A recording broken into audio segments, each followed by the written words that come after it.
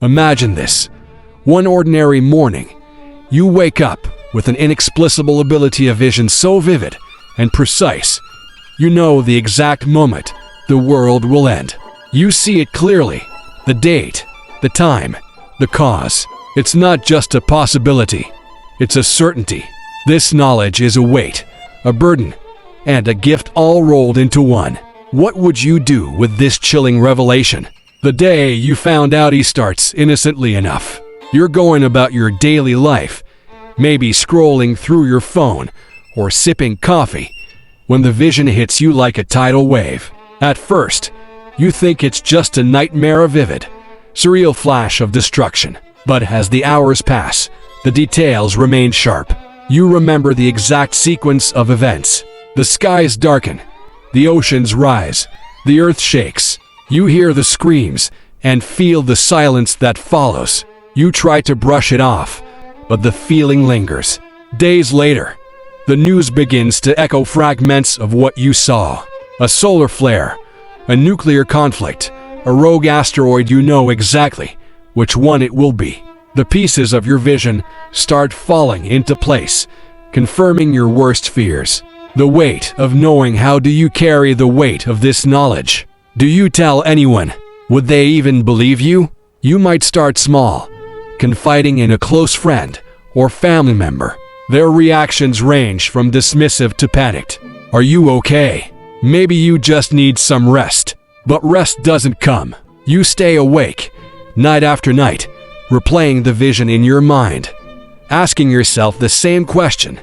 Why me? Why do I know this when no one else does? The first attempt to warn the world driven by desperation, you decide to warn people. You post online, contact news outlets, even try to reach scientists or world leaders. But the responses are cold, dismissive.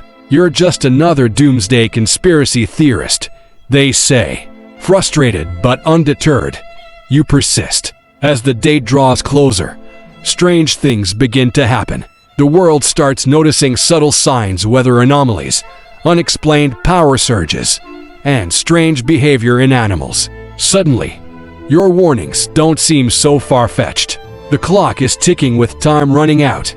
You face a choice: retreat into isolation, or go all in, risking ridicule and rejection to prepare the world for what's coming. You choose the latter. You create a plan, organizing efforts to mitigate the disaster. But not everyone listens. Some people panic, others exploit the chaos, and many simply go about their lives, refusing to accept the truth. Imagine the frustration, the helplessness of knowing the exact moment everything will fall apart, but being unable to convince the people who matter. Facing the end together as the final days approach, something unexpected happens. Communities begin to come together. People stop fighting over petty differences and start valuing each other.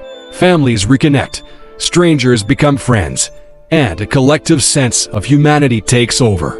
It's a bittersweet feeling. The end is near, but in those final moments, you see a beauty in humanity that had been lost for so long. People aren't running in fear. They're living fully, cherishing every second, the final hours.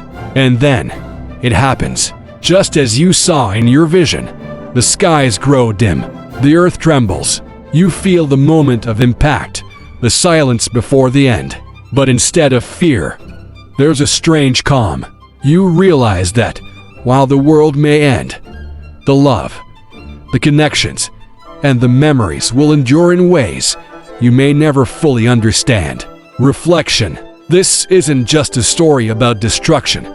It's about the value of time, the strength of humanity, and the choices we make when faced with the inevitable. It asks us to think, if you knew how, and when the world would end, how would you live today?